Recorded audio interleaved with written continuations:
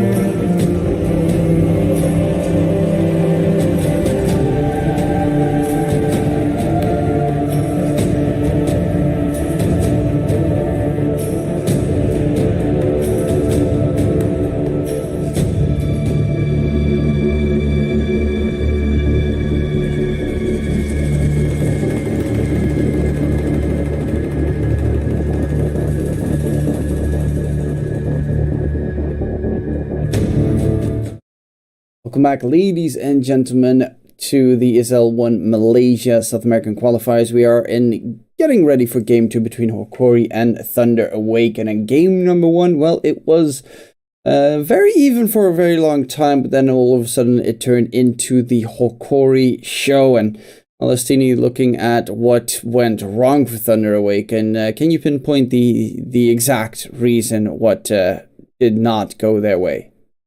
The all of a sudden was the famous South American Roche, SA Roche. They just entered Roche. They didn't try to break any smokes. They just stand there hitting Roche, and Void was bursted. They gave Aegis for free to Hokori plus 3 or 4 kills. And that was it. They gave away the game on that Roche fight. Yeah, it was a fingers crossed kind of play. Hopefully they don't smoke. Hopefully they're not coming. But Hokori, they played really well. So they didn't make any mistakes to give chances of Thunder coming back. So I'm not blaming Thunder on the loss. I'm saying like Hokori executed pretty well. Indeed, Hokori did look pretty solid in that regard. We are going to be jumping into the draft right now to see the heroes that are being chosen. And we do have a Weaver pickup on Thunder Awaken, the Shaman on Hokori. They banned out the Tiny themselves on Hokori instead of trying to scoop that one up in their favor. Yeah, the thing is Thunder has first pick now. And definitely Tiny is a first pick material for Thunder because it's one of Dark Mago best heroes and also one of Matthew best heroes. So it does make sense, especially because they value the hero so much. And kind of weird choice to go Shadow Shaman against Weaver. It's a sort of catch, but I like the Rubik 3 more. Yeah, I prefer a very solid Whisper Rubik 3 with Dagon item rush. Yep, I think that's probably more advantageous.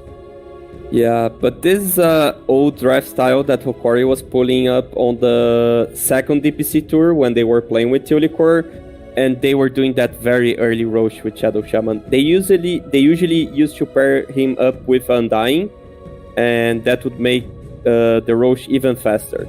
So they got a hero that took a lot of advantage from this early tempo on Aegis, and they snowball. They might go for it. I think that's one of the explanations of this Shadow Shaman.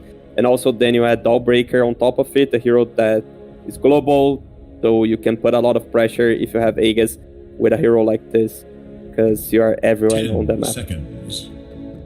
Yeah, the Batrider pick as well, probably the Dark Mago pick coming into play, did not have as much success as, well, expected last game. What's the reasoning behind just picking it up again, or is it just they want to stick to their comfort? They want to stick to their comfort. He's really good with that hero. I think he's gonna ban the Zeus, I hope. And because Puck's already banned, so Puck Popcorn. And the only problem with the Batrider wasn't the Batrider. It was the Ember Spirit that they flexed the hero in order to be able to pick the Batrider. So then it was kind of a bad position for the game, because Batrider is pretty decent, especially when you have Dark Mago playing it, and here you go. You have the Zeus ban that basically leaves Hokori with a Void Spirit, but their next choice is their position 5. So I wonder if they go with this sort of teamfight reset again. Maybe a Wyvern could be good to get this Batrider. Maybe even the Warlock again could be interesting to see. I would ban Tusk if I was Hokori, because otherwise you can have a Sacred off-lane Weaver with the Matthew Tusk, and it's really good against Dawn and Shaman.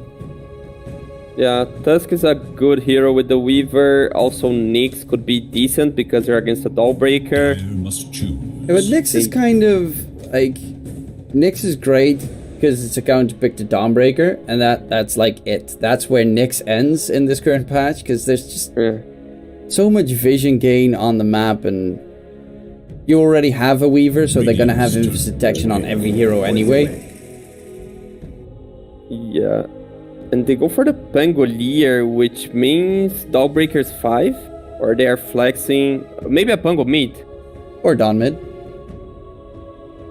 And now it's good for a Wyvern on Thunder. But then, again, we are talking about Pandamu. So you have Abaddon. Oh, I guess it's going Abaddon. 5 seconds remain. Abaddon Bane. Oh, Bane is good against Pangolier and Ogre. So this is in between Bane and Ogre, I believe. Sorry, Bane and Abaddon. Which I think is gonna go for the Bane. And do you also agree with him going for the Bane? Or are you thinking, no, Abaddon's better? No, I would go Wyvern. 100% Wyvern. 100. But being Pandabu, it's okay with a Bane. And then he can set up the Bane. No, not with a Mirana. He's a position 4. A Bane Clockwork a bit.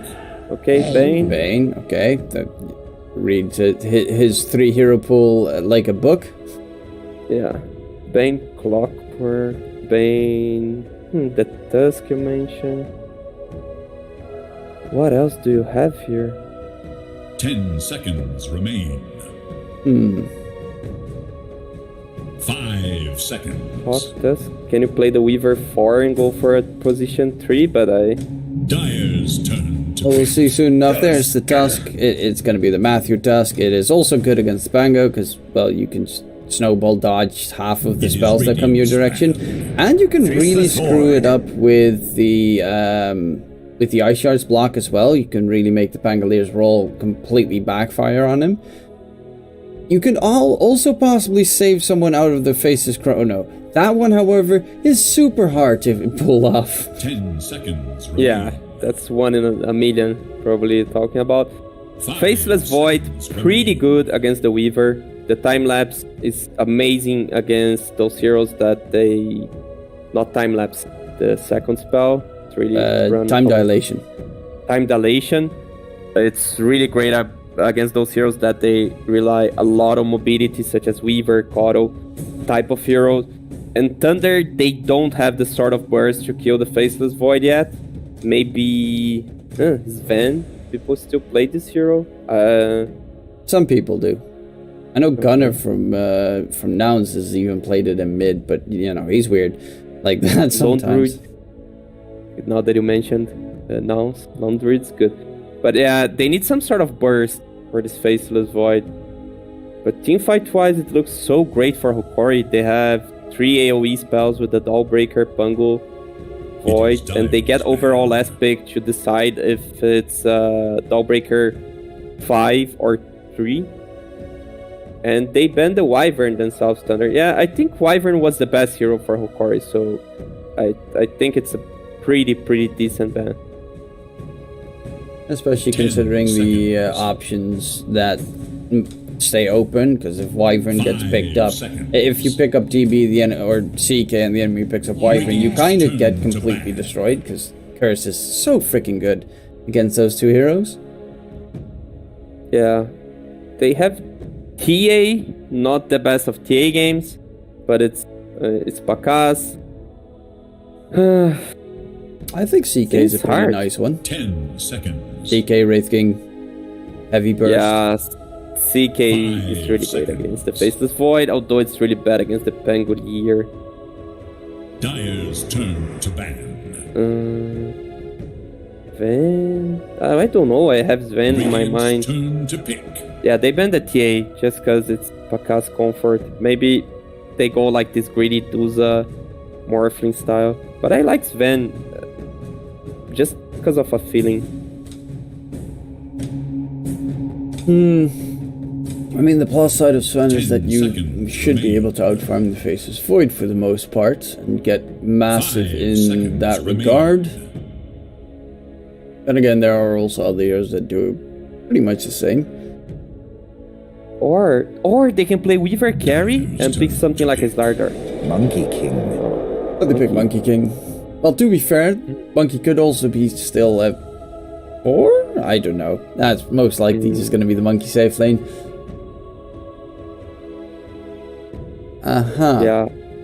The thing is, like, they have these 10 3 AoE spells, and I have a hard time 5 believing that Monkey, he can remain. just like throw the arena, the ring, and tank it all.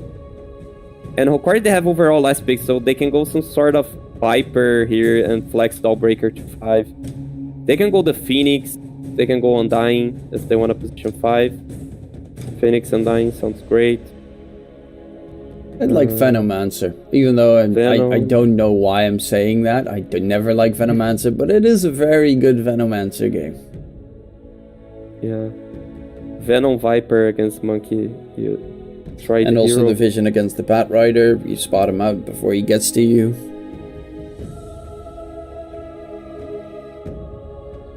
But Hokori, what's it going to be? On the vision game, you even have Night Stalker. Ooh, Night Stalker is also very solid here. Doesn't really care about any of these Thunder Awaken heroes. Yeah. You spot Monkey in the trees, the Bat in the trees. Yeah, that's my favorite. So Night Stalker, my number 1 favorite. Position 3. Okay. You know, that's good also. Ultimate choice.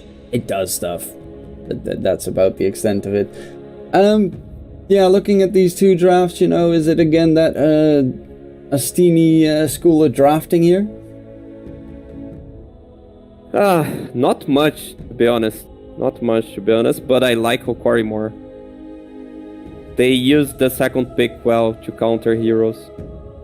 So they should have very decent lanes. If they don't make mistakes on lanes, they should just have the upper hand on the entire game.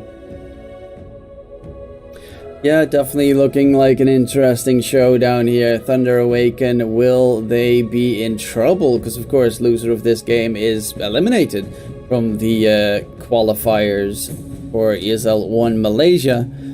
And Hokori are 1-0 ahead. And personally, I do agree with you. I like Hokori's draft more. And that makes me worried for Thunder Awaken. Because, you know, of course, we're not supposed to be biased, but Beast Coast Thunder Awaken Best of 5 Grand Finals sounds so incredibly enticing. But Hokori, a team that never was on a LAN, attending a LAN event in Malaysia also sounds amazing. That is also very true. Hopefully we get to see, at least, we will regardless get to see a very solid Grand Finals. Considering we already have Beast Coast waiting in there. That will be a neat little addition, but this series... I might just go to a 2-0. Yeah. DK, we already casted this today. Show me that you learn with the analyst. You are a Viper, you are against us. What you should worry about? You're a Viper, you play against Tusk, what should you worry about? Tag team? No idea. Tri-lane. Oh, tri-lane. Should worry about tri-lane. You need deep wards to scout lanes, to make sure your Viper is not playing against the tri-lane. Because that would be the counter of those gray lanes on the Hokori side. And that's actually what they are already planning. Because if you look, the Monkey King, he's on top. So Hokori, their, let's say, mission here is not getting outplayed on lane swaps. 30 seconds and counting. They have a ward that's not that helpful. Call lanes, fortunately.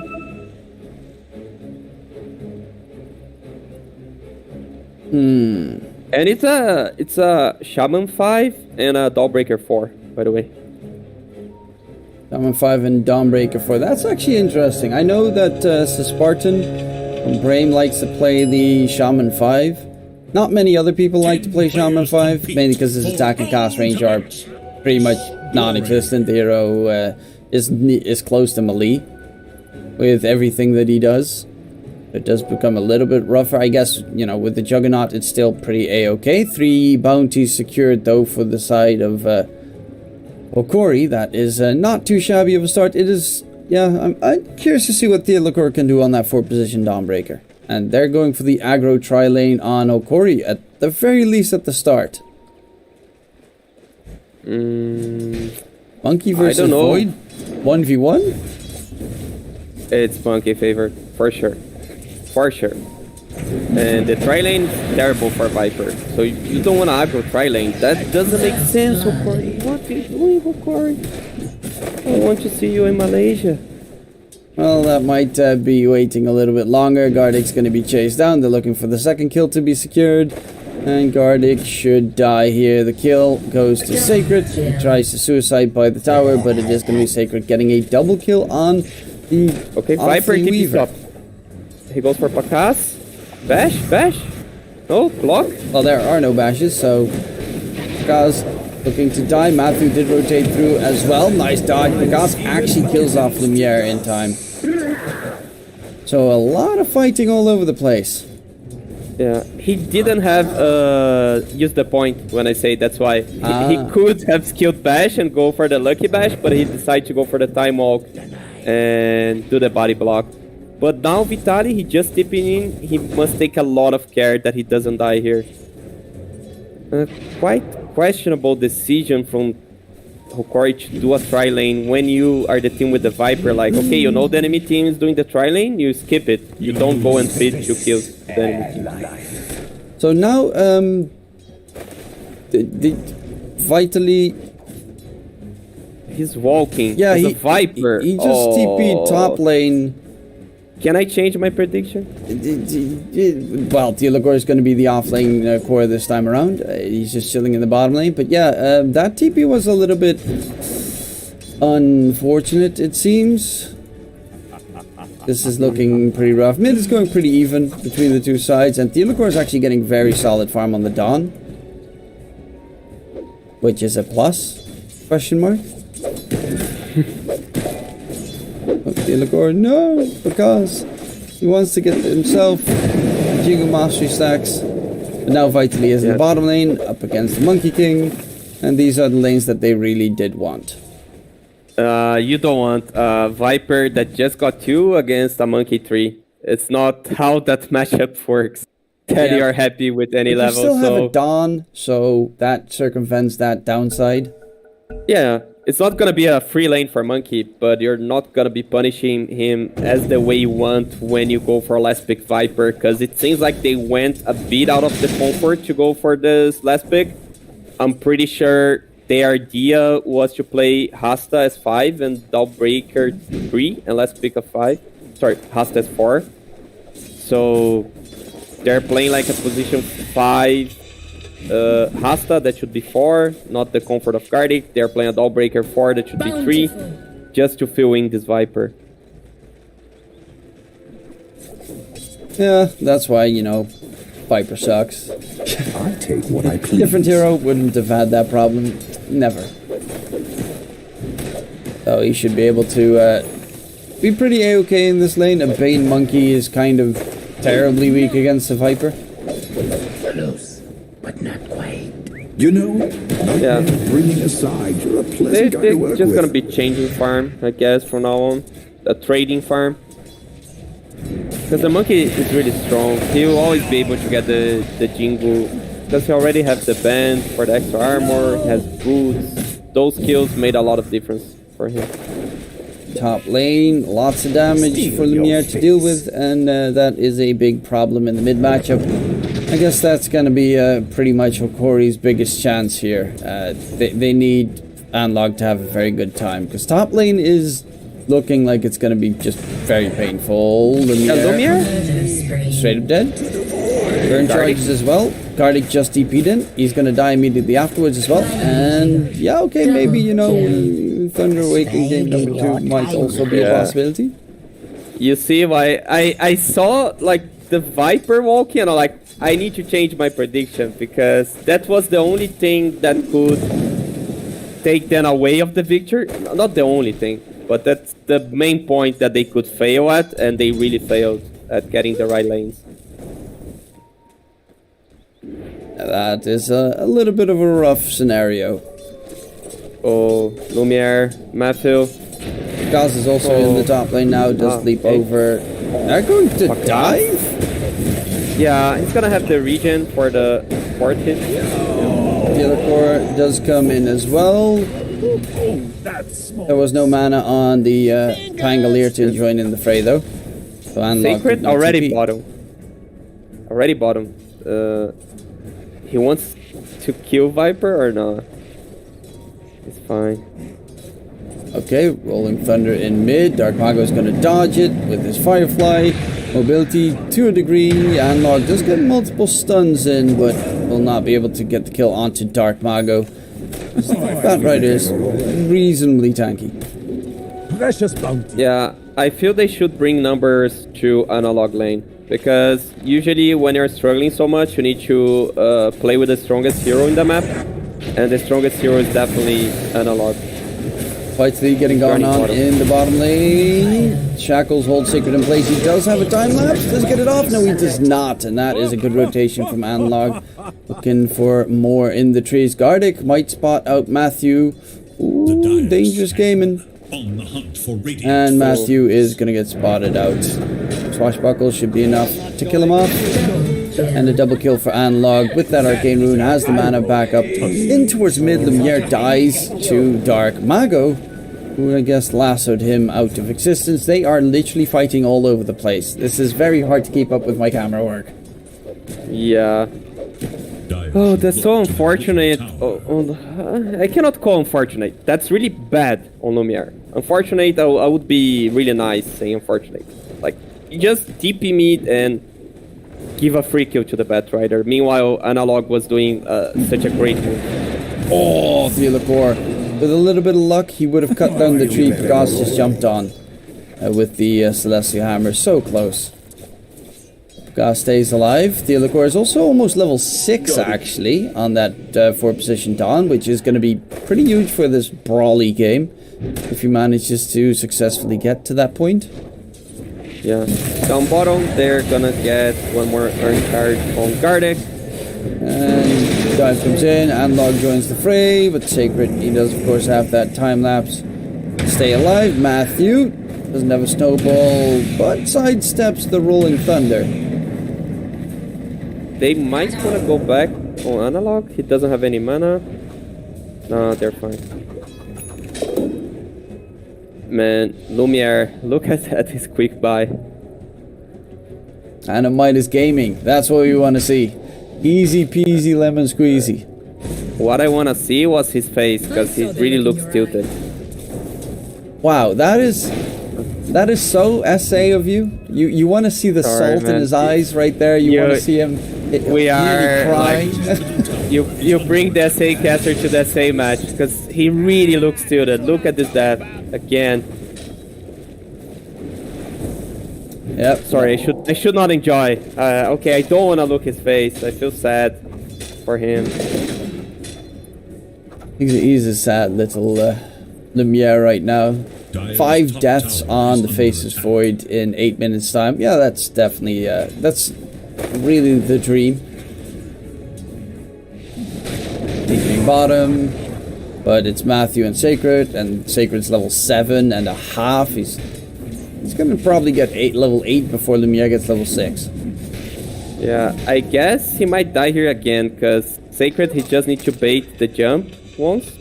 And since the cooldown is 12 seconds, Tusk can just kill him afterwards. The bright side is Analog is having a great game. He can play anywhere in the map because Dawnbreaker is 6. So he should go for any move, counting with Theolacor to join him. He needs to be the space creator. Dark Mago took out some nice stacks. There's a big fat ancient stack for him to take as well. I think he's got the bots delivered right now, so you got that global presence on Dark Mago added in. Because slightly catching up in terms of net worth. Then it's only a 1k net worth lead for Thunder Awaken, even though it feels like it's so much more. Bane, don't use your cool here. Wait for the tome. Wait for the tome. Dire are scanning. Oh, Theolacor steals that haste. There is little hope Kind of for surprising that he didn't go in radiant. for the return kill onto Dark Mago there. He's gonna try to steal some ancients? No, he's gonna... What the? He's gonna... Nothing. Okay, steal some ancients. That's what we like to see. Gardic does die to Sacred. I mean, Sacred Matthew, the Tusk Weaver combo is just so filthy. Tag team plus Geminate attack and you crush the enemies. Yeah. Dark Mago TPing towards the bottom lane, looking for a catch onto who else but Lumiere, who's very close to his hand of Midas and is very much being chased right now. Ice Shard's block will not be able to hold him down. Dark Mago not going to chase any further. They are TPing through. Vitali has his ulti available. Sacred's going to scurry on forward, but they didn't have the invis detection. Otherwise, they could have gotten a very big kill there, because Sacred 7, 1, and 2. Another offlaner that's going ham. They want to dive the core. And they're getting it. No TPs.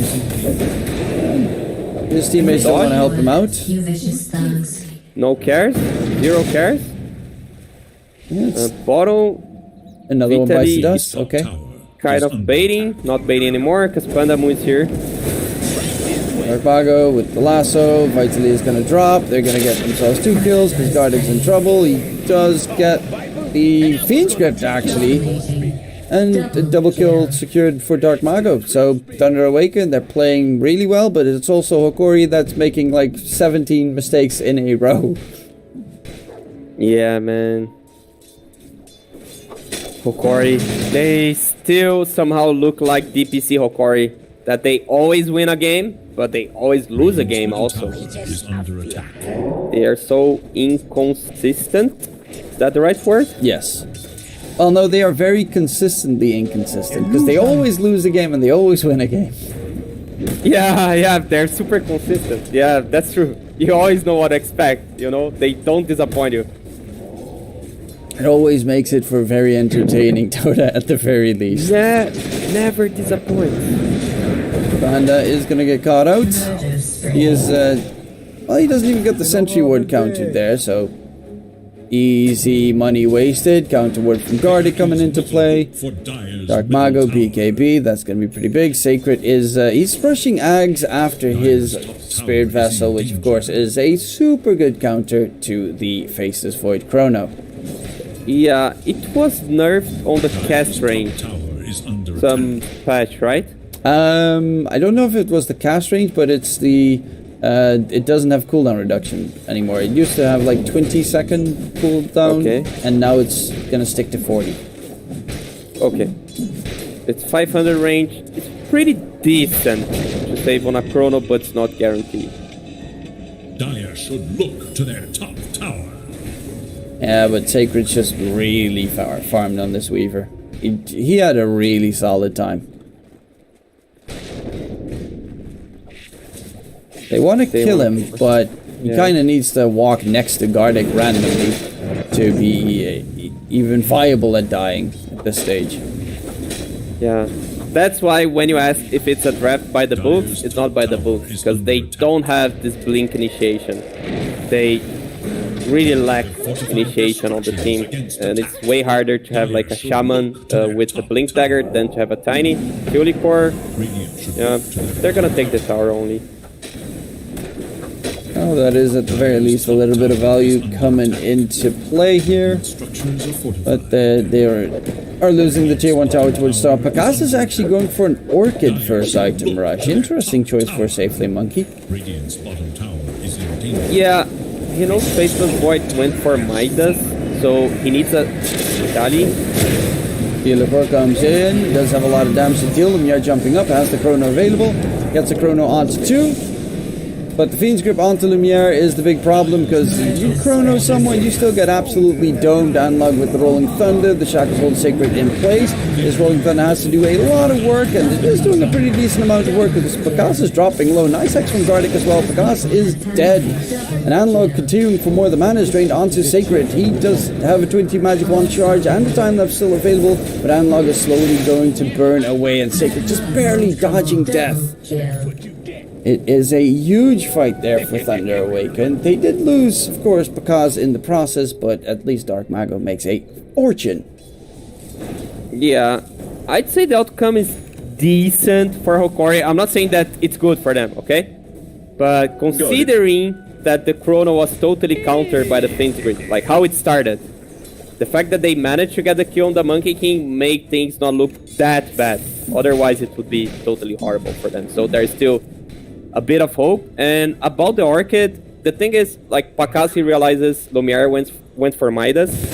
He really needs 1 damage item, otherwise he doesn't kill any hero in Chrono, so at least he needs Madness or Maelstrom. Usually you're gonna go Maelstrom because you already have Midas for the attack speed. That means he's gonna have a very, very late BKB. And you don't want to go Manta. So this silence just guarantees you're gonna burst the face of Void.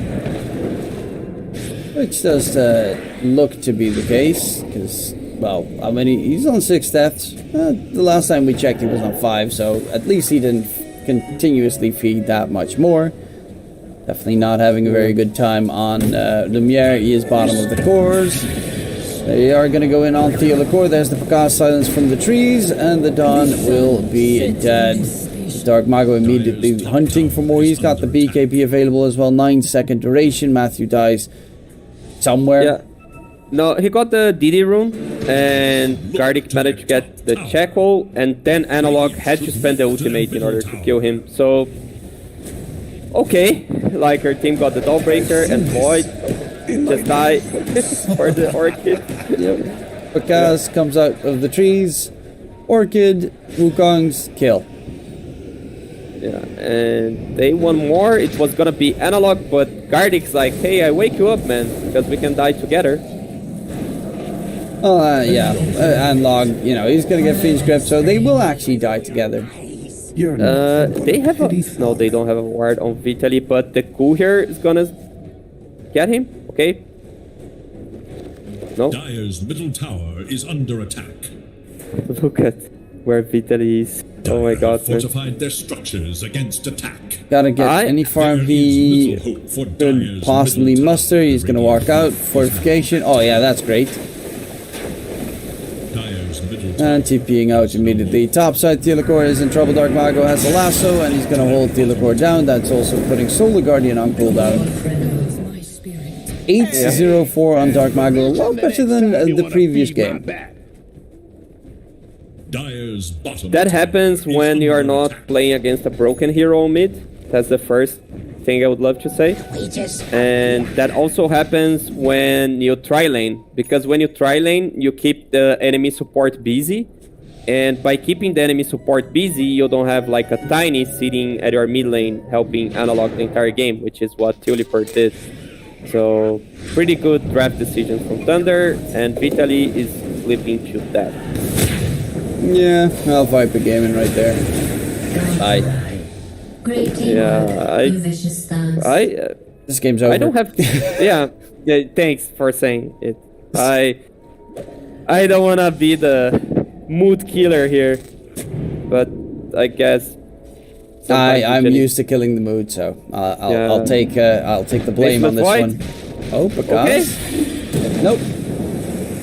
He's gonna have Chrono. That time dilation is pretty neat. Lumiere, Chrono onto 3. Whoa. And Analog is kind of... Okay, this is so uncomfortable as can be.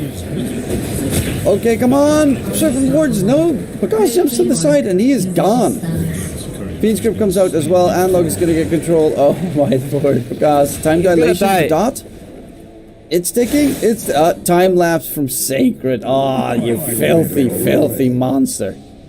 Oh my god. What a play. For a while, you thought it was the caster Jinx. Tell me. Like, I thought 100% caster curse, and then I realized they just don't have any damage. Like, Chrono comes out, you see a Pango in his Rolling Thunder, he's thinking, I can't actually do anything when I'm rolling. If he was able to swashbuckle, maybe they get a couple of kills there, but... Rip. Yeah. Pakas has 300 HP and he's like chasing heroes. That right there is a safe laner. Right to Lee. Takes some heavy damage. Nightmare dodge onto Sacred. Pakas is dropping low, but again the time lapse comes out from Sacred. They're going to go back in Lumiere. They managed to find the kill onto Matthew. Pakas doesn't have a Boundless Strike available. Theodore is chasing for that monkey kill. I'm surprised that no one else is chasing for that monkey kill. Because said no HP, Sacred's going to be the target. Instead, Rolling Thunder comes flying right through. Dark Marker has the BKB, and he's just going to try and burn his opponents to a crisp. Theodore is pretty much stuck in the trees. The Orchid silence again from Picard. Boundless Strike heals him up to solid levels. Last one to Lumiere. The team wipe coming in. And I cannot believe that Picard actually is not even dead. Yeah, he needs to thank the Sacred again. He's exchanged his life for saving his partner. But yeah, it feels like watching Whisper Rubik, you know, like kind of miming around because you know you won the game. It's like Pakaz is chasing heroes with... He started with 150 HP to chase heroes. Because he knows he can trust his team and that the enemy team is so weak that he doesn't care. Now the Faceless Void is going for the Manta style because he's playing against the Silence. So he has Midas, Yasha, 21 minutes in. He bought the Tome, by the way. And with the Midas Tome, he's level 12 against the 16 Monkey. And a 19 Batrider. 90. Okay, that is a... Well, actually, let's quickly check. What's his experience? Per minutes. 790. Okay, that's nowhere near what we saw of the Sea Smile mid... Shadow Fiend? Shadow Fiend. God, it's been so long since I've seen a Shadow Fiend, I almost forgot about the hero's name. To be fair, there is Shadow Fiend, Shadow Shaman, Shadow Demon. Not really very ingenious with the naming there, Valve. Yeah.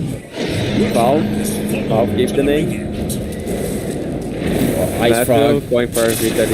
It's all the same story. Vitali, he's going to get absolutely cracked as well. War response comes in. Matthew, what's he going for? What is he going for? Because he was going for the Faceless Void, he used the scan, he found the Faceless Void, but then there was like a Shadow Shaman to be farmed on the way. Consolidation prize. Tulicor, he's going Lotus Orb to remove the silence from his teammates. And Log, he tries to roll away and he's getting Fiend's Grip by the Bane. There's also a lasso available immediately afterwards. And the Pangolier is taken for a spin. Dark Knight also has a full Ox Core already done. And Faceless Void dies. Oh. You know, like target practice, like that you do maybe for soccer or for whatever. You know, like aim test for CSGO, those type of things. Mm-hmm.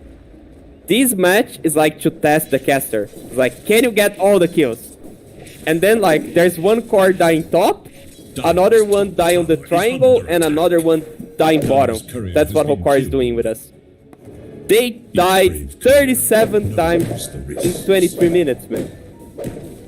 Now this is SA aggression at its finest. And you wanna try it out, the cameraman? Just bring this match. Yeah, I definitely get a lot of T2s in chat because I can't keep up. There's too much action going on. Gardic, Shaman. He just as well placed that Observer Ward. It immediately gets countered by a sentry that they use to find Gardic in the trees. Everything is just going horribly wrong for them. Panamo, he doesn't care. They leave fuck out there. They just completely ignore it. Next one, Tulicor. Come on, Tulicor. Okay, he's Invis. Oh, no dust. No dust? Severely disappointed there. Yeah. But okay, Lumiere. Now's his time. Are they getting him? No. Vitally, though. They're trying to. There's a lasso on Dark Mago. Yep, Vitally. They're going to catch the Viper. Gauss nearby as well. Rolling Thunder coming through from Analog. They still have the lasso. Yep, thank you very much. I'll take you for a spin. Because he's got the attack range if he doesn't get too close. Let's just keep him occupied at the very least. The Mier has a chrono. And then he can bring in that Manta style damage that is non-existent. Man, Lumiere, he was on the zero cares play. Like, they were using lasso analog. He walked on the lane, used Midas, and came back. Radiant's bottom tower is under attack. If he could Midas his own teammates, he probably would at this stage. Yeah.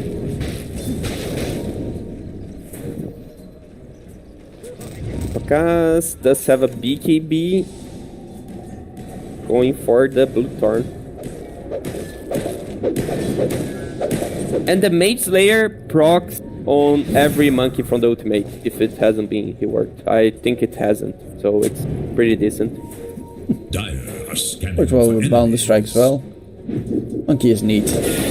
Luckily enough, that Echo Saber shenanigan doesn't work anymore. Vitally running away. Yeah, blocked him. Still gonna die immediately afterwards though. And Hokori, he's got bugs on him. Gardic dies on one end. Lumiere's gonna get Fiend stripped by Panda. The heal bomb on top from Hokori, who's very low in HP. The Chrono comes out, but the Ice Shards kills off Hokori. And yeah, Lumiere, good luck. There's no running away. It is easy peasy lemon squeezy here for the side of Thunder Awaken. And if you look at this game, the only thing in my mind is, how did Hokori win game 1? Yeah, man. Yeah. They're just being consistent. Or at being inconsistent. At having one amazing game and one terrible game. What's game 3 gonna bring then? That's the big question. That's the coin flip. That's a surprise. You definitely You wanna need go for analog. to get something changed up in their approach. Analog, Pango trying to get back with the BKB. Dark Mago still going in for that Pango kill. Dark Mago jumping about. Matthew going in for the Shaman. Gardic is dead. Vitally, it's a Viper without a BKB, so it's a creep. Well, a creep that does a bit of damage to Sacred. Actually, Sacred might want a time lapse soon. Pandamu. No detection. Analog still have some time on that Rolling Thunder. Bottom lane, by the way, there's in the meantime a Pakaz monkey going for Has Lumiere. Manta style. Okay. Or he kills him before he can respond. Ooh, Lumiere on the dodge and weave and dodge and weave. Leaping back, bamboozled, We just thought you had outplayed, got him. Yeah. Maybe if he used the Blue Thorn while the Faceless Void was stunned to get the crit. Yeah, That should be the should have done that. optimal. Noob. Yeah, what a bad game from Pakaz. Totally outplayed by Lumiere this game. 100%. Should I insert too like good. sarcasm before someone from the chat says, "Whoa, why is blaming Pakaz?" Pakaz? Yeah. Probably should, you know, before it goes horribly wrong. I mean, you are already a toaster, so... Yeah. It always can get worse. Yeah, I take back what I said. As I took back my prediction on Hokori when I saw they were playing trialing. When the game went wrong, yes, sure. No, man, it was 1 minute. I thought, okay, those guys, they're doing the only thing they should not do this game, which is ruining their lanes. Easy Viper trial lane, my friend. Matthew spots them all out in the trees. He's gonna get hexed up, though. Will they have the damage to kill him? I heard a Fiend Strip. Lumiere's dead on the side, so they won't have the Chrono for this engagement. The rest of the team kind of needs to be careful. The Fiend Strip is actually onto Analog. Pangolier being controlled up. Cleanup crew on aisle 4. Everyone dying right now. And there's the GG call. 29 minutes. I'm actually surprised that they stayed in the game that long, with how painful it was to watch and cover. 48 kills for Thunder Awaken in 29 minutes. Yeah, you had Dark Mago finishing 17-0-10. On the other hand, you had Gardic finishing with 15 deaths, but he's a position 5. Lumiere 1-11-6. That's rough. That's really, really rough for Hokori. But let's see how they come back to game 3, because like we've seen, they're playing like 0-10, 9.5, and then 0-10, half, 0, 1, I don't know. So maybe they bring the 5, maybe they bring the 10 again. Yeah, we'll have to curious wait to see. and see what version of Hokori we will get to see in the final deciding game of this best of 3. We'll be going towards a short little break. There's not really much to really go over, analytically speaking. They just got rolled on completely in game number 2. Game number 3 will be after the break. We'll be right back.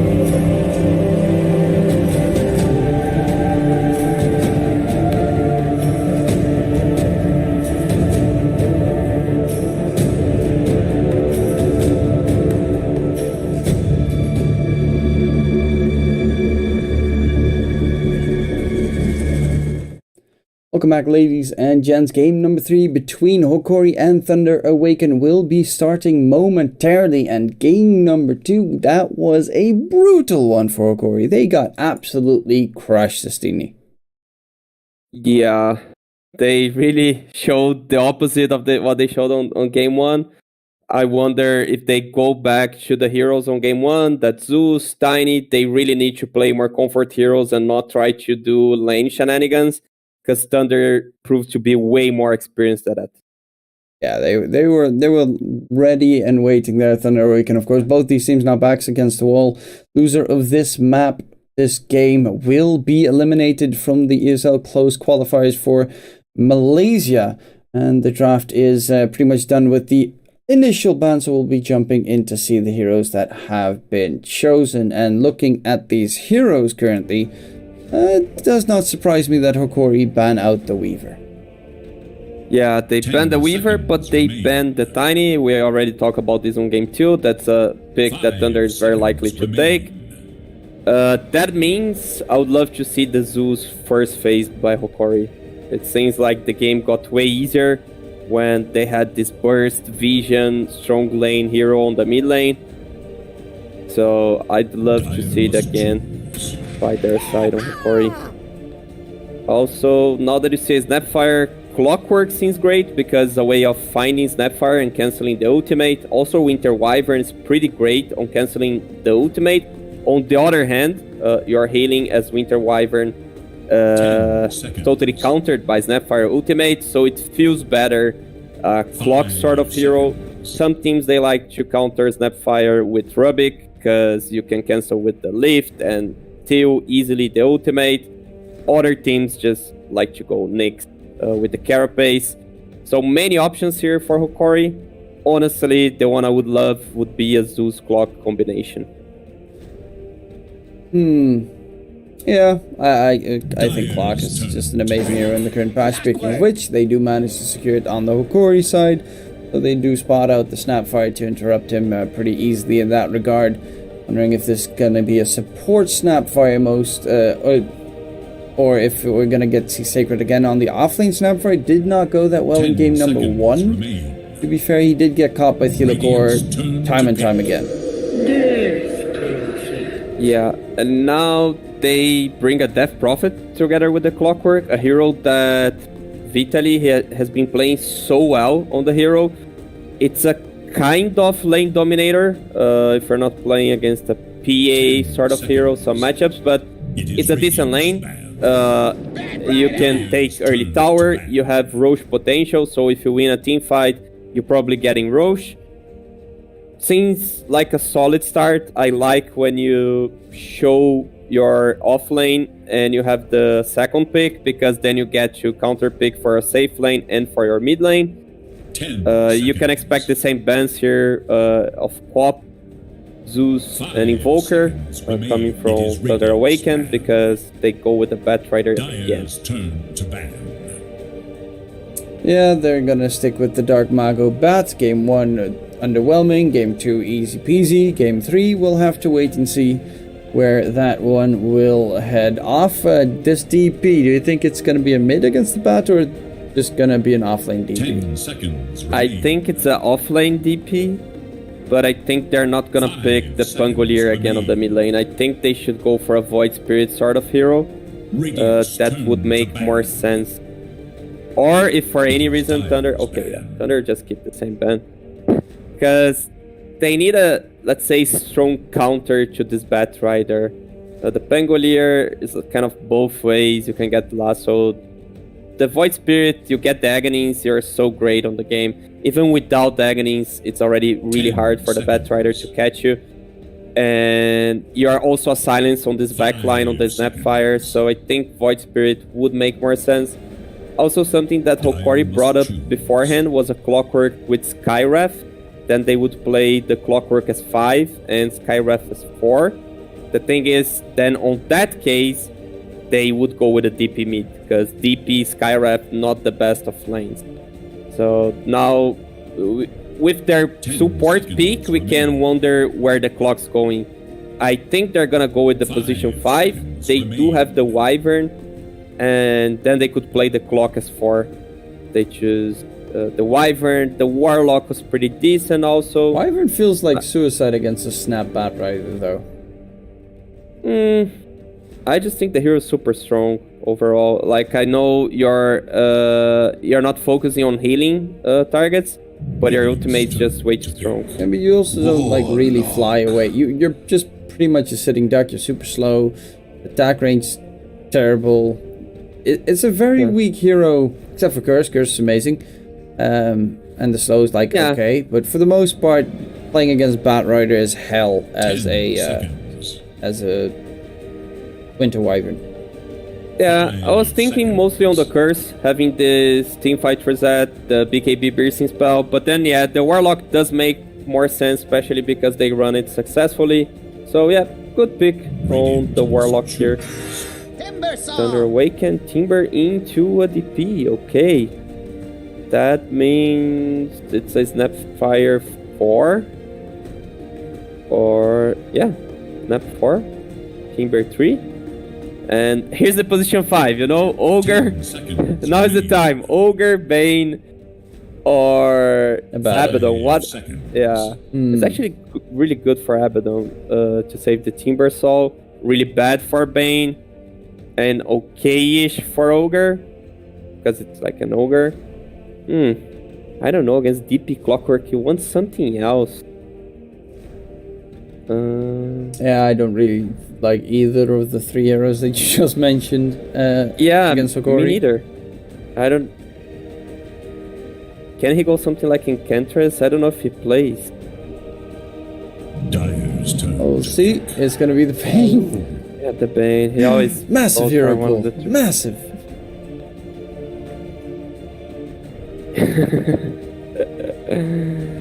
Okay. You don't have Luna against Timber. You have Morphling. You have Gyro. Seconds remain. I'm thinking on the heroes that are good on the lane, right? Against Timber. So otherwise, it's a very scary game. So Bloodseeker, decent on the lane. Good on the game. Really good Gyro, on the game. decent on the lane. Terrible on the meta. Morphling, good on the lane. Not the best of the games, but Lumiere showed he played really well on the hero. They might trust to go Morphling again. That would be what makes more sense, considering how the series went. You can also go Ursa. It is Radiant spam. Yeah, that's the pick that makes more sense. Yeah, we saw Lumiere go ham in game number 1. Not too shabby as well. You're not gonna be dived.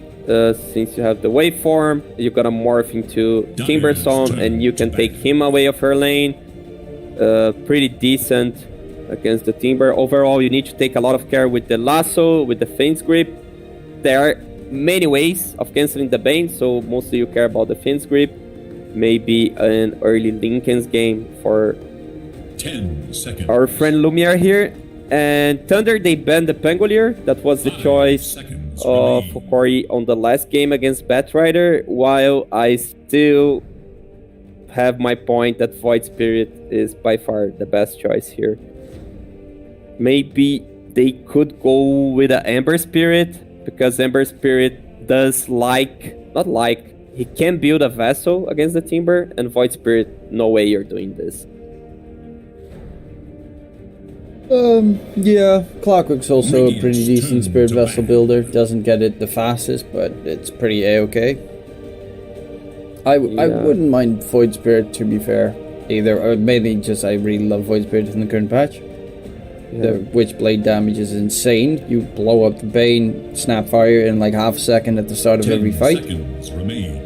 And then on the late game, the silence is just too strong from the Agony. We see Hokori banning the PL. It is the same issue they had on the first game, that if you pick a illusion-based hero against the Morphling, you are done. So, does make sense to ban the Morphling here. The PL to protect the Morphling here. Morphling doesn't do anything against those units. The CK is still open. And that sounds like a great pick here for Thunder. Great against the DP, you have Burst. It's units against Clock, Warlock, Morphling, DP, like 3 heroes that doesn't do much against units. It's not like a suicidal pick like going a Naga Siren, because then 10 the enemy team seconds. just picks Slash Rack or some other sort of hero. 5 seconds. I would like the CK here. I think that's the best choice. Otherwise, PA seems fine. PA does have a good lane against DP. You can jump away off the cogs. And the matchup against Morphling is not bad anymore because it's not the Ethereal Blade Morphling that bursts high agility carries. The new Morphling. I speak for the trees. Nate's Prophet. Interesting. You mentioned it, I think, in game number 1, the NP safe lane to be possibly picked. Split push is the name of the game, and it's just always nice to have that global TP. Yeah, again, it's a unit type of hero. So they don't do well with 5 illusions, with seconds summons, remaining. whatever. So it's pretty good on that sense. I just don't like because you don't want to build Orchid and you feel kind of forced, and kind of makes Void Spirit even better here. I would be surprised by anything besides a Void Spirit.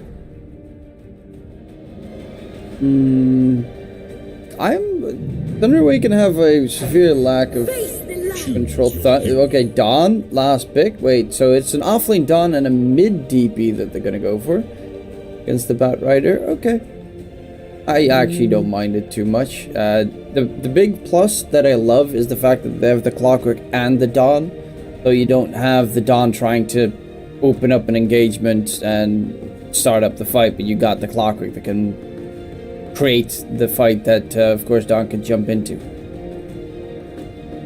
It makes sense that you give more priority to the Death Prophet because you're against Timber, and Death Prophet's amazing against Timber, so having the position 2 is better than being in position 3. I just like more the playstyle on Hokori when they have a DP on Pablo's hand on the offlaner. This Dollbreaker definitely is better than the DP against a Nature's Prophet because it's a hero that can deal way better with the summons. It's a good way to close the draft. Question is, am I convinced or not? Astini, stamp of approval, yay, nay, Hokori, game 3? Okay, they have teamfight reset. They have vision initiation with clock. They have a long teamfight with DP. They have sort of burst with Morphling. They just lack a bit of vision, I guess. Yeah, they actually lack a lot of vision. Clockwork's not enough. Morphling needs to have a perfect game, because if Morphling is not 5 men together with the team really early, they're gonna suffer. I'd say Thunder takes this. Because this lack of vision against a Bat Rider, Bane, Nature's Prophet game. It's too much on Clockwork, in my opinion. You see this? You see? Yeah, but it is good old-fashioned Theo Clockwork, so we saw it on this Tiny. He can manage to make it happen. I'm gonna go with Hokori. I believe in the Dawn as well, because the Dawn can just defend against the Nate's Prophet every single time, and then when his team needs him, he just TP's in, easy peasy lemon squeezy with that Solar Guardian, and also Clockwork's good enough vision. Like, you have a Clockwork, that's already all the vision you need. Whereas their opponents, they don't have the most vision either, necessarily. They do have very nasty Timbersaw, though, that's going to jump through every single team fight, but that's beside the point.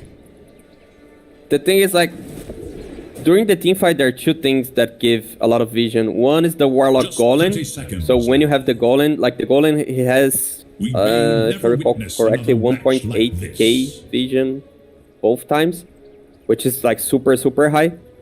On that sense, they will have during the team fight, but to initiate the team fight, it seems too much on the Clockwork Flare. On the other hand, on Thunder Predator, you have like the Mortimer Kisses, they give a lot of information during the team fight, as does the Golem, for example. Radiant. But versus Bat Rider, Firefly, Bane with the Night Vision, Nature Prophet with the Summons, Timber by being a hero with 2k HP and infinite armor that just frontline. I see more ways of Thunder Predator to gain information on team fights, and I feel like the team that's initiating the team fight is winning the team fight. Yeah, I can agree with that, though the initiation for Hokori is a little bit easier because you could go Blink Lasso, obviously, but there are a nice amount of counterplays possible with that, whereas Theodore on the hook shot, it's the more classical initiate on a multitude of enemies and try and get on top of them instead of try and grab one and bring him to you. Also, not really the greatest Bane game.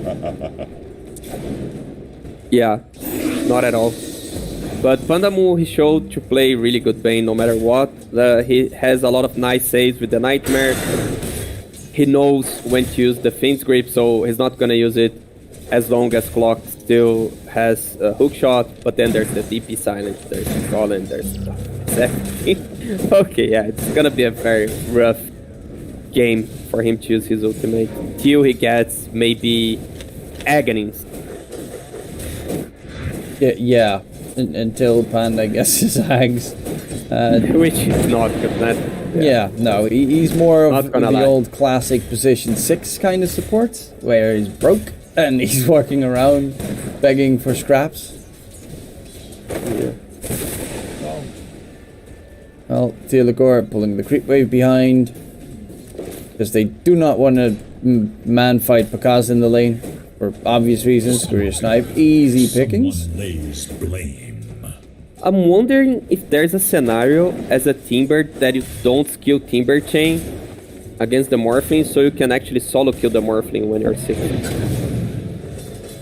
Because he won't be able to steal Timber Chain and run away. Sacred would be the type of player that does these things, because he's very experimental and he's very tryhard on the hero. He's like the offlaners that get 3 points on reactive armor, which means he's one of the offlaners that actually studies what the hero does, because everyone just like, oh, it's such a great spell, I'm getting 4 levels, but it's kind of a waste. Kind of like with DK. You get the 2 points in the Dragon's Blood and then you're pretty much set. More is kind of a waste. Sometimes, not always. Depends on who you're laning up against. Yeah. That's a game I would go only 3.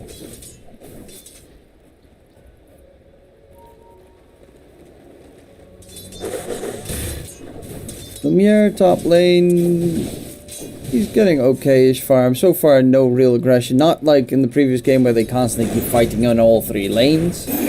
Yeah, I don't think kills are gonna happen so early. Like, just because Analog, he's a very safe player. Maybe if it was like a crazy mid laner, there would be a kill on the mid lane, like baiting with the stick, and then Batrider tries to dive, and you don't know who's getting the kill. But Analog, he always plays very, very safe. Radiant structures are fortified. You get a dive. Okay?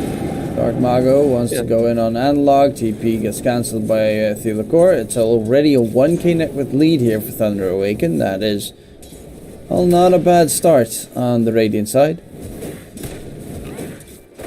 Yeah, and they tend to snowball a bit more on this laning stage, because the more levels they get, the harder it gets to Hokori, especially against the Timber. Not gonna happen. Uproot and away your rage. The creep wave got pulled back. It's 3 range creeps as well in the bottom lane. It's a lot of nice money there for Pakaz to be secured. Lee wants to go in on Pakaz. Theodore needs to go for that sprint to get on top, but the Nightmare will keep him at bay. And actually, Theodore, the body blocks, are they going to be perfect here from Pakaz? They are looking for a possible catch, but you got to be also careful, because the Dawnbreaker is level 4, so there's just a ridiculous amount of damage that can come out of that hero in a short amount of time. Yeah, the thing is, you don't want to commit into Nature's Prophet, because he's just gonna go base with a teleport and come back full HP, and had still 9 stick charges. I don't like that sort of commit that they did on the Nature's Prophet. It's gonna give, okay, no kills happen, but it's gonna be more and more and more net worth advantage for Thunder side. So far, so good. Sacred's having a pretty free lane top side. doesn't have the tools to kill off Lumiere at this stage. Maybe once he hits level 6 with the chakram, you can catch him off guard. But for the most part, Lumiere should be just fine being able to attribute shift through. Yeah, but the thing is, he's gonna miss a lot of last hits because either he's low agility to get those last hits under tower, or he's not low agility to keep safe. So it's interesting that he skips the wave here, mid lane. Dark Mago does have a lasso, so Analog needs to be a bit careful. Theolacor walking very far forward. Battery Assault onto Dark Mago. No fear coming in. The Nightmare comes out from Panda. And inside the cogs, Theolacor is trying to hold them down, but looking like he is very close to dropping. That is going to be a nice flame break. Theolacor does die, and Analog needs to be careful. So There is little hope Makas for could Radiant. join this. He decides to go bottom. I mean, you could help out your team, or you could farm. No, the thing is, like, he saw the team fight going on, but he had no resources. So he used the teleportation to base. And then, when I thought he was gonna join the party on the mid lane with the other 6 heroes there, he's like, okay, it's over. I'm not overcommitting on this. I'm just gonna go back and farm. Which I think is the right decision, because they're 2k ahead with this farm exchange, while Matthew goes away with 70 HP. Lumiere has no mana. Oh, he might die here. Dark Mago actually kills off Analog in mid, then used the lasso for that one. Lumiere's going to go for the TP back to base. It's looking pretty rough here on the Hokori side. It might just be Thunder Awaken. They are currently Dire should look to their top tower. destroying again in the early stages at the very least. I wonder if the game 2 plays a role on the mental part of Hokori and makes them take worse decisions. Analog top. ATPs. Still does nothing to Sacred. Okay, Lumiere going for the jungle play, it seems. Gotta be very careful, of course, on a Morphling. You're gonna walk underneath Ward Vision. A random Pakaz Wrath of Nature could kill you. You see, Timber players, look at Sacred. Level 7, only 3 points in aura. I'm saying this because I literally coached guys with 9k MMR offlaners that had like over 200 games on the hero, and they would still pick 4 points every game. So, might be a good idea. Wants to educate you fools out there. Here comes the XO from Analog going for Matthew. Does he get away? So far he does. Dark Mago no lasso, but he does have a haste rune. And Analog's exorcism halfway duration has already been achieved. Theolacor really needs that level 6. The Clockwork's just so incredibly weak without his hook shot. Yeah. But I guess they're getting this mid tower, which is something really good for the situation they're at. Oh, Timber tipping in Nature's Prophet can join. Get away, Nightmare. It is Analog on the run. Heal Bomb comes up on top. Theolacor is going to die to Panda regardless. Charge forward. Dark Mago very low, but he will be staying alive. And Sacred's actually the one bringing in the heat on that Timber Saw. Analog in trouble. He's got 4 stacks as well of the debuff. And slowly but surely the DP will falter. Sacred just coming in and cleaning up house with all that pure damage on the Timber Saw. Yeah, and meanwhile, Pakaz, he took the top tower, and now he's bottom farming. Because it was again a time that I thought he would join the party at the mid lane when Timber TPing, and he just used teleport on the top lane to take down the tower. Well, that is that's a safe laner right there. Make money, Yeah. Win game. But on his defense, he's playing like really well on itemization and how he's joining the game, because he's going for the Orchid. An item that I mentioned, you don't really like to build it as a hard carry. You really want that farm item, but he feels like, okay, my team's snowballing. If I have this early silence against the Morphling, that's everything my team needs in order to win the game. So he really understands the win condition of the team, is playing as 5. He's not trying to 1 versus 9 in the game. Not pulling a Parker. It's Yeah, or a He used to do that a lot on the past, but they adapt to the meta. It's really great to see it. Actually realizing that the game is played 5v5. That tends to be very useful in most situations. They do have the Warlock Golem available now. So at the very least, a big team pull down has been added in conjunction. Fight to lead top lane. He's just going to get mowed down. Dark Mago continues on his incredible form from the previous game. Yeah, still 0 deaths. Radiant The 2 games. fortify Okay, their there's a structures smoke. against attack. But look, it's a smoke of a DP with a Warlock. It's so weird. Because ever Clockwork still getting sick. That's very weird, but it works. So, you know, value coming in. Because does die, that is a pretty big kill.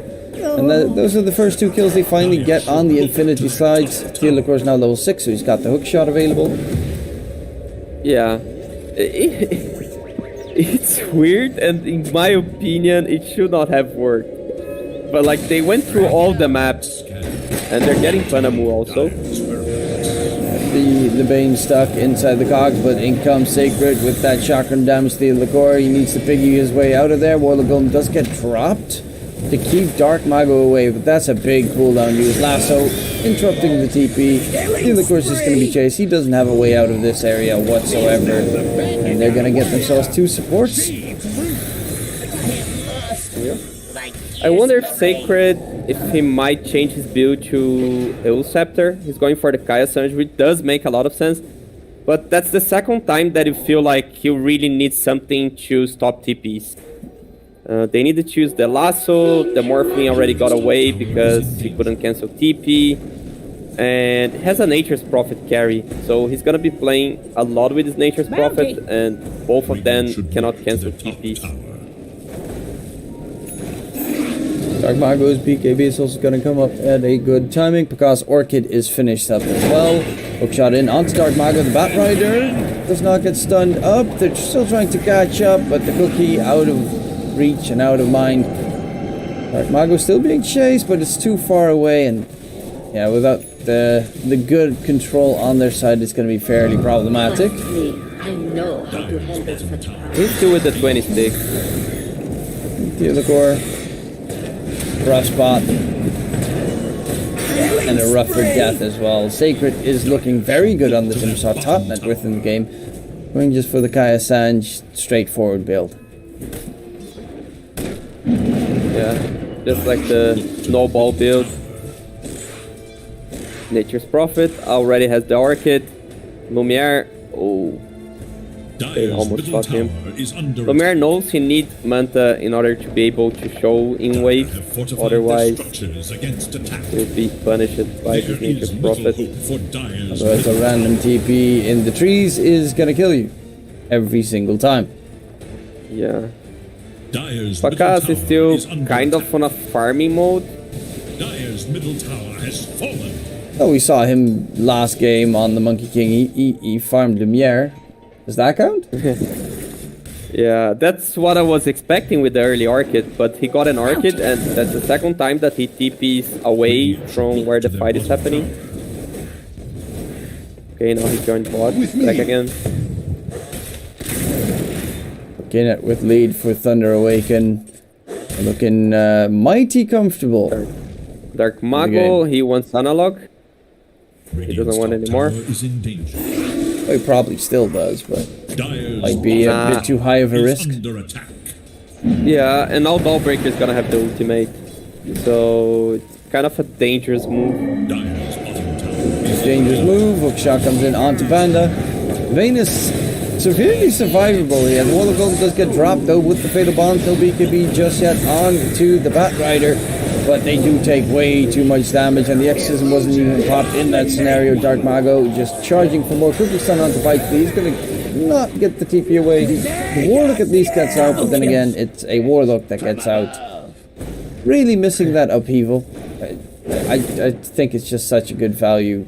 It's not great against the Timbersaw, but against that Batrider, it just does everything. And the Lumiere just gets blown up thanks to a random Breath of Nature pop-up the moment he TPs in front of him. All the tips coming in. Yeah, that was the only bright side for Hokori. That Lumiere was farming his Mantis style meanwhile and The seeds of fortune. dying like that was sad. this. Man, Dire's Full agi as well. Again. 460 Again. HP. I have this feeling for Hokori. I'm Dire's so courier sorry. has been killed. It's only 15 minutes, but I don't see hope, man. Is the others coming for them? Yeah, 8k net worth lead in 15 minutes is kind of, GG territory most of the time. They do not have a super good comeback lineup either. I mean, there's definitely still chances because the Morphling is a very strong late game hero, but he's just... It's getting closer to a 1v9 kind of scenario. They're going to go in on Sacred. Going to kill off the Timber Saw is the question. Timber Chain does get interrupted. He does finally fall. 3 kills being picked up by Theolacor. They're going to catch up to Matthew. And we are slowly Castus cursing the game. Lumiere is just showing immediately what he's made of. Charging forward. Does get silenced up. Fiend's Grip from Panda coming in. They have no way of interrupting it because no one is nearby. Lumiere, though, still alive and kicking. Did swap towards full strength almost, but is going to still get caught inside the trees. Waveform back. Lumiere still on the disengage. He actually gets himself out of there. For now, Dark Magus on the chase. Has a lasso. Yeah, should die. And he does indeed die in the process. Theolacor is going to be the next one for Dark Mago. Easy cleanup crew. Is in danger. There's an interaction that honestly, like, you might say it's obvious, but some people don't know, especially the ones that don't play Bane, that Bane actually drains mana with his ultimate, and that ends up being super strong against the Morphling, because he didn't have any mana to waveform afterwards. So that was pretty decent, this sort of mana burn against Morphling. It's a good way of countering it. Dire's middle tower. Natural warlords used to buy like diffuser blades and the like to counter it out. Theolacor misses the hook shot. And well, the chain will be doing the opposite, and Theolacor is still alive right now. They're going to go in onto Sacred on the side. The cards push him back, but Sacred Timber Chain doesn't get himself out of there. They don't have vision, but they do have the kill analog with a nice snipe. Gets rid of Sacred. Gardic, where did Gardic randomly die? He dies for the Nature's Call, for the Treants from Nature's Call. There was the big one from like Sprout Talent, and he couldn't fight. He actually just got whittled away by the weakest trees in the game. No, that's the one from the Shard. Yeah, but even the Not the shard big- one is like not superb. Because, however, Wild. is. Yeah, Theolacor gets the ward. In exchange, Bakat gets the kill. Panda move. Oh, Lumiere, full agi, walking into that fight with 660 HP, not ideal. Fiend's Grip onto a BKB analog, he's stuck inside the Sprout. Doesn't have a Quelling Blade, but again, it's hard to get yourselves out of there. And they are just getting absolutely decimated. Thunder Awaken there, they're getting some payback after that game number 1. Yeah. Really tough fight when your Morphling die like this. That's the only hope you have. If it's just bursted in full agility mode.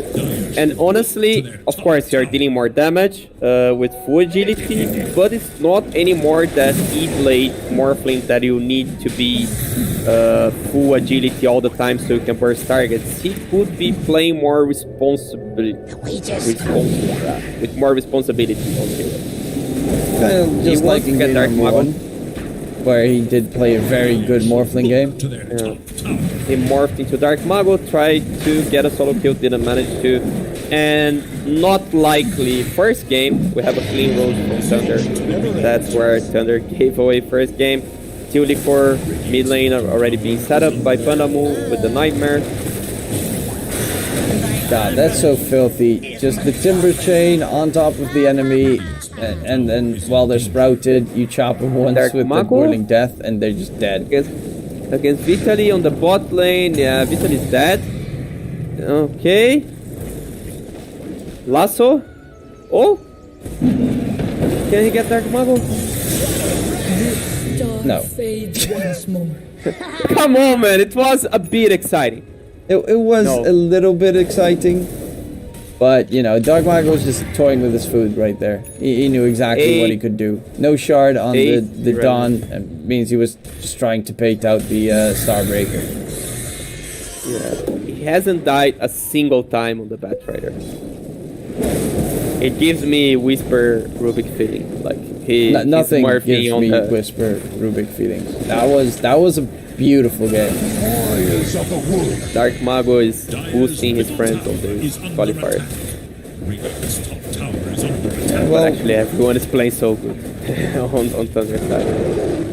it's a very heavy group effort. I mean, Sacred as well on the Timbersaw, just being in the front every single time. Had very nice Fiend scripts coming out from Panda. We did mention that it's actually a very bad Bane game, but he still managed to find up those superb Fiend scripts all over the place. Okay, this is an interesting TP from Pagaz, going for Gardic. Gets the kill, they disengage. Quickly, Vitally needs to be careful. There is no lasso available. He does have a BKB though. He dies anyway. Is under attack. He does have a BKB though. Top, they are setting up for analog. Come on, that's the caster test. If you can get all the kills. Well, no, because while I'm looking top, Thealacor dies. Yeah. Thank you very much for making me miss that Thealacor kill. And analog, he can just TP. Oh no, that's his friend's grip. He's dead. Oh, silences Okay. up the Fiend's grip, but he's still dead because Lasso is available. Does need to be a bit careful, Dark Mago, because he could still die by the spirits. They're fighting in the meantime towards the other side of the map as well, so we're gonna have to multi-tog. Thealacor is dying again. He's dead, and Analog is gonna be the next one down. And we're back in towards the right side of the map. Thealacor, he just bought back for the caster cameraman task, man. Got Looks like- that T-Tours right there. Yeah. Is this guy good enough? I'm gonna die again. Yeah, you should also buy back on the Dawn, use your ulti just for good measure so I can see you jump all over the map. We're just waiting for the formalities. Pretty much. Thunder Awaken, they're trying to get their way towards Bisco's best of 5 grand finals, it seems. Of course, there's still Tempest lying in wait in Dire's top between. tower is under attack. On the move. Still alive, Oh, Gardic. but Gardic. He wants to drop that golem so bad. Could have possibly killed Panda there if he got the golem off. Yeah. Would have been a kill.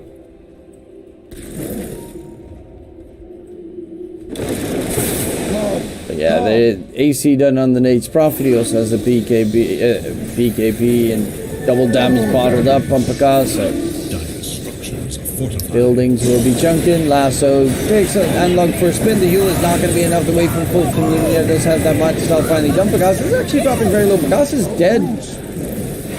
Looking for a continuation of the fight. The Oil Golem only connects onto Matthew, unfortunately, because Dark Mago is out of there. Lumiere is still trying to chase. He is out. My god, he is elusive. And Lumiere, turning into the Timbersaw, knows that he can chop away. Matthew is trying to cookie himself to low ground. All the trees are cut thanks to Lumiere, so the Timber Chain can't happen, but Lumiere is still going to die to Sacred regardless. TP attempt. Sacred does get the TP to safety. Dark Mago is still lying in wait. His teammates are pretty much disengaged from the area, and he's like, maybe I get a freebie. Yeah. Actually, okay, there's a buyback on DP, but honestly, from the situation how far it was, killing the Nature's Prophets, like, whoa, amazing, you know? That's what they can get. Dark Mago, he's alive because Matthew used 4 staff on him.